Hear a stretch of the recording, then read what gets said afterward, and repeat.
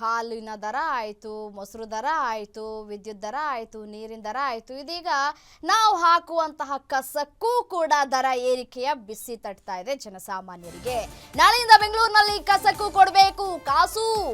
ಘನತ್ಯಾಜ್ಯ ನಿರ್ವಹಣಾ ಸಂಸ್ಥೆಯಿಂದ ಕಸದ ಮೇಲೆ ಸೆಸ್.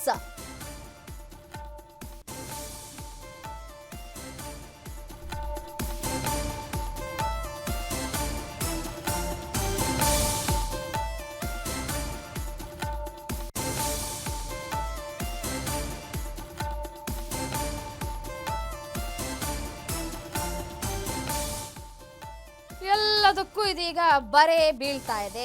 ಪ್ರತಿಯೊಂದರ ದರ ಏರಿಕೆ ಆಗ್ತಾ ಇದೆ. ನಾಳೆಯಿಂದ ಬೆಂಗಳೂರಿನಲ್ಲಿ ಕಸಕ್ಕೂ ಇದೀಗ ಕಾಸು ಕೊಡಬೇಕಾಗುತ್ತೆ. ಘನತ್ಯಾಜ್ಯ ನಿರ್ವಹಣಾ ಸಂಸ್ಥೆಯಿಂದ ಕಸದ ಮೇಲೆ ಸೆಸ್ ಜಾರಿಗೆ ತೀರ್ಮಾನವನ್ನ ಇದೀಗ ಕೈಗೊಳ್ಳಲಾಗ್ತಾ ಇದೆ ಅನ್ನುವಂತಹ ಡೀಟೇಲ್ಸ್ ಗ್ಯಾರಂಟಿ ನ್ಯೂಸ್ಗೆ ಲಭ್ಯ ಆಗಿದೆ.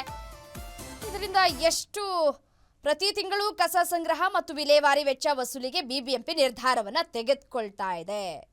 ಸೊ ಈ ಥರ ನಗರಗಳಿಗೆ ಹೋಲಿಕೆ ಮಾಡ್ಕೊಳ್ತಾ ಹೋದರೆ ಬೆಂಗಳೂರು ಅತಿ ಹೆಚ್ಚು ವೇತನ ನೀಡುವಂತಹ ನಗರ ಅನ್ನುವಂತಹ ಹೆಗ್ಗಳಿಕೆಗೆ ಪಾತ್ರ ಆಗಿದೆ. ಏನು ಮಾಡೋದು, ಎಷ್ಟೇ ಹೆಗ್ಗಳಿಕೆಗೆ ಏನು ಪಾತ್ರ ಆದರೆ ಏನು ಬಂತು ಲಾಭ?